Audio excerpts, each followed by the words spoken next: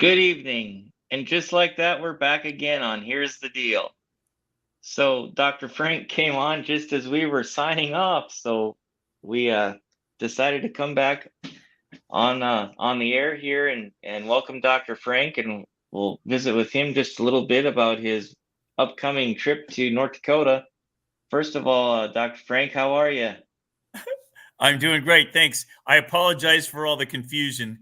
My wife had scheduled a family dinner tonight, and I didn't know about it, and she didn't check my calendar, so I apologize. I thought I was going to make it back in time, but now we're having a blizzard, and it delayed probably an hour and a half me getting home. So there you go. So they conspire. Nature and my wife conspired against us. Yeah, we can. We'll forgive you this time. So Thank you very much. So yeah, we were talking a little earlier about how cold it was here this morning in Williston. At one point, the real feel was negative 56 below zero. So Wow. we know all about winter here, don't we, Jeff? Yeah. And Yeah, it's we have a probably nice dry snow. yeah, sometimes. Well, at So 50 below, it's dry and blowing probably. Here, it's wet and slushy. And so it yeah. comes down and sticks to everything. And then as it cools, then we just basically have a coating of ice on everything. It's just Yeah. it's a disaster. So with your upcoming trip, we're gonna have you out here on February 11th through the 13th. You're gonna come out and speak um, to a few groups here. We're gonna have, I think, a total of 3 seminars, and we're also gonna have you be doing a press conference at the Capitol on Monday the 13th. So could you Excellent. just comment a little bit about what people should expect when they come to one of your seminars? Yeah, sure. A little Excellent. bit. So I'm not just a speaker. I don't just go around the country speaking. I Right. averaged 6.5 states a month last year. I just Wow. I was working it out a minute ago. I wrote down how many, you can't see it, how many states I was in every month. And what I'm basically doing is I'm not just coming in and talking to you and leaving. My goal is to equip you. So, in other words, I show up, I'll teach you what's going on in your elections, why you need to care and what you need to care about. And then I try to equip you. I give you lists of addresses to go knock on. And that's the plan. That's the strategy. I don't know where we're standing on that. We've got some time. We're scraping up data for that. I have to go check and see if you already sent me something or not. But the bottom line is, the idea is we want you to prove. We want you to prove, not me, even though I'm going to show you the evidence. We want you to find it with your own hands. Because what people need to understand is that we've had all the evidence, the digital evidence we could ever want, even in December of 2020. And every one of these elections that's been happening since, we have mountains of electronic evidence of fraud. But what we don't have is local people understanding what's going on. And so what happens is nothing happens, because you can take this huge mountain of evidence and take it to the Secretary of State. You can take, who I've met with, by the way, I've met with your Secretary of State, or you can take it to your local officials and they'll just say, so what? This is nothing. You need local people to say, guess what? We're finding that a whole bunch of ballots that you guys are counting are not from people that are really real people. Sometimes they're real people, but they're not the ones putting the vote in. Somebody else is putting it in. When you find that fraud, then you expose the system. Then basically you've equipped the people to do something. Otherwise, it's just you guys come and either believe me or don't believe me. And that doesn't get you anywhere. So my real goal is I think of myself as like an arms dealer, right? I show up, I give you the ammunition, I teach you in special forces, I teach you how to use it. And then maybe I come back a month later and throw some gasoline on your bonfire and coaching you through that. And right now we've got some really good movements going in multiple states. Probably a dozen states around the country they're coming alive. Especially lately, I've been working really intensely in Colorado, California, Texas, and Wisconsin. Those states are just exploding. Other states that I've been working with almost 2 years now, like Nebraska, they're smoking. You know, Mhm. they've got new legislation they're putting in because the people have taken over the Republican Party. I mean, there's a lot of strategies to do here. So really what I'm coming in is I'm not just coming in and talking to you. I'm going to teach you some things, but really my goal is to give you, you know, I'm not just going to give you a fish. I'm going to teach you to fish. That sounds awesome. That's what my goal is. And so people know, I'm not selling anything, right? I'm not coming. You're not Right, paying me. You're not paying me to come here. You cover my expenses, and that's it. So it's like right, if you're charging at these events, you know, $10 or asking for donations, people need to know that's not money coming to me except to pay for my plane tickets. right. Yeah. Yep. So this So, is not a grift. I'm not trying to sell you on something. And if you think about it, that gives me a lot more credibility, because why would I come and spend my time with you at no charge? You know, I'm not billing you by the hour. Why would I yeah, come and do that if I didn't believe in what I was doing, and if it wasn't successful around the country? And you know, I think the biggest advantage of me over over maybe other people who just come and speak is that I'm in 45 states working with grassroots people. I'm not bad mouthing anybody else. I'm just saying this is the biggest advantage of me.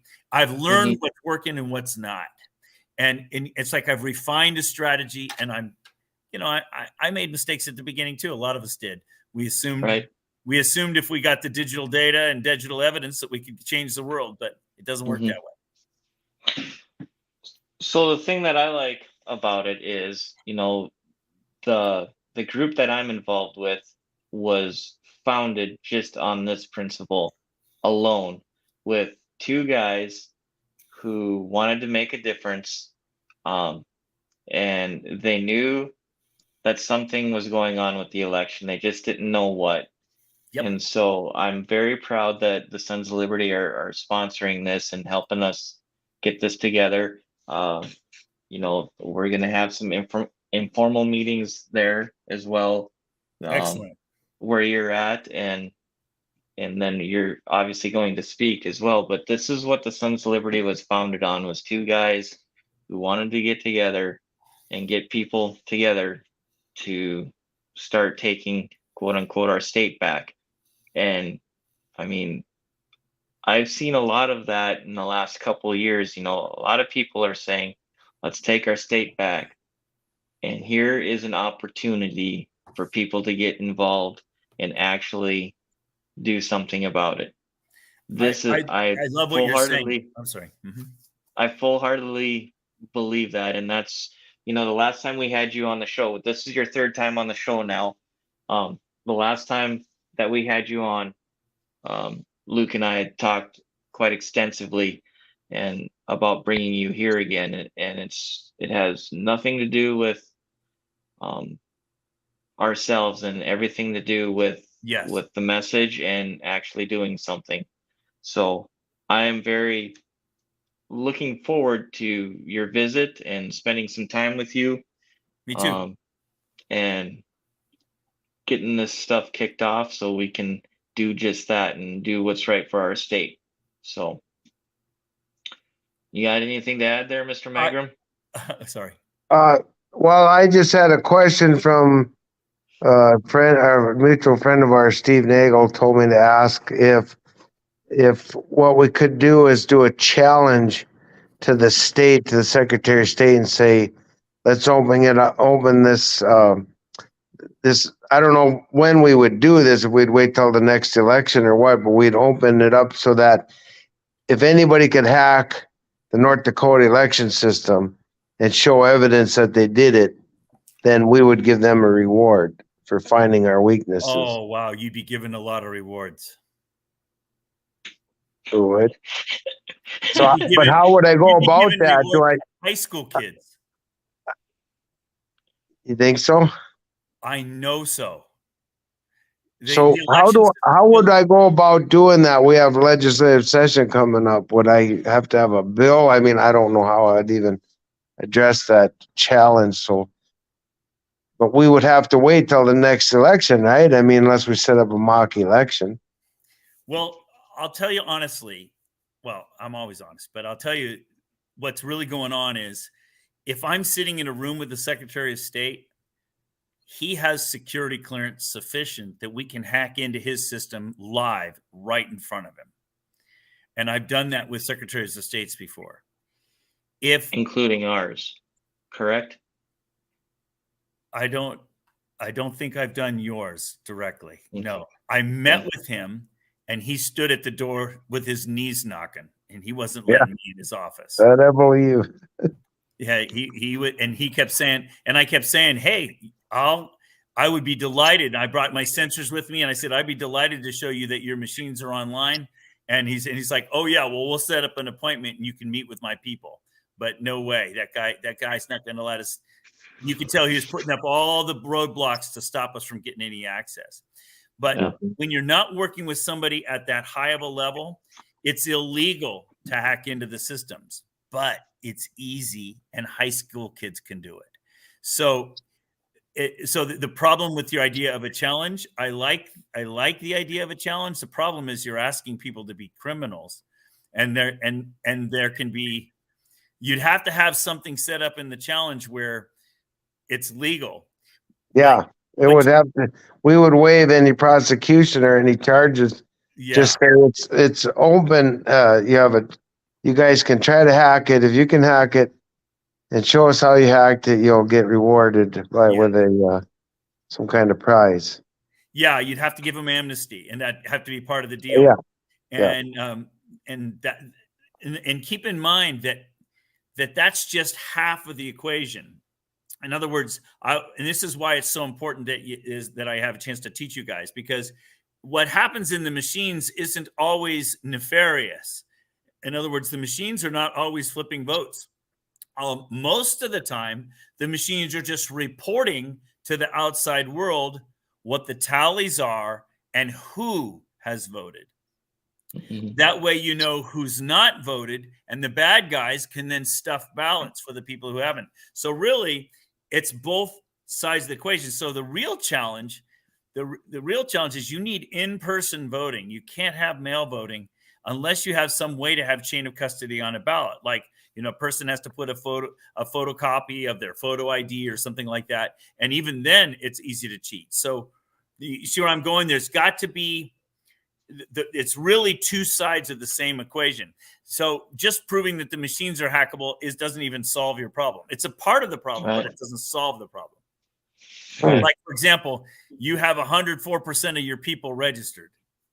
And you might say, oh, gee, Dr. Frank, we don't have registration rolls. What are you talking about? You have a qualified voter list. You just don't call it a registration roll. And I sat there and talked to your Secretary of State and told him right to his face and showed him the numbers and said, you have more people in your qualified voter list than you have people who are 18 and older in your state. He says, that's not possible. I said, what do you mean it's not possible? He says, that can't be right because we use the census. And so I took out the census numbers right off the census page and showed him. Absolutely. He has an issue. He has a serious issue. So in other words, you have more people, qualified voters in your state than you have people 18 and older in your state. And then I wrote down the numbers a second ago, something like 60-some percent, 65 or 68% of your 104% are voting. And that's not realistic. So that's a problem. And so what that works out to be, if you pretend, just for the sake of discussion, just for the sake of this discussion, that really only about 50% of 80% of your population is voting, which is about historical norms, then that, if you're at actually 60%, then really when you think about it, you've got 10 to 20% of your ballots are not really from who you think they are from. That's a big number. But I wouldn't be surprised if you just have one or two of your big counties where that's happening. They're just stuffing them like crazy. And we've proven that in other states, and we would try to prove that in your state. That's what I'm there for. I'm not there to give you the answer. I'm there to give you the strategy and teach you and equip you so that we can do the strategy. And maybe before then we'll dipped our toes in the water already. I'm hoping we have. And then that way, when we do the press conference, we can say, and by the way, here's what we're doing, North Dakota. Here's what we're already finding. And this is what we're expecting to find. And here's why. And here's the evidence. This is not a conspiracy theory. Here are the data right here. So that's kind of where we're going. So again, those dates are February 11th, 12th, and 13th. Looking The forward to it. 11th will be in Dickinson. February 12th will be in Bismarck, the Bismarck area. It'll be the Tumbleweed out there in Lincoln. And then Monday after the press conference at 12:15 at the Capitol, we will be up in Minot. And that will be 5:30, I think, is when we're going to start that one. Again, that we'll have to finalize the times with you, Dr. Frank, as far as You your got it. travel and all that stuff. So we'll visit with that some more. But at Happy least to we do have it. the venues and we have some dates now. So I am really looking forward to this, and I think it's going to be a great deal for all involved. And I Absolutely. encourage everybody, even if you are kind of, just wanting to know what's going on or you're curious about something, I encourage everybody to be at one of these seminars because you're not going to be disappointed. Nope. So, well, with that, gentlemen, I think we're going to call it a night. So, Jeff, thanks again for co-hosting with me tonight. Oh, absolute Appreciate honor. it. Thank you, Tyler. Nice talking again, Dr. Frank.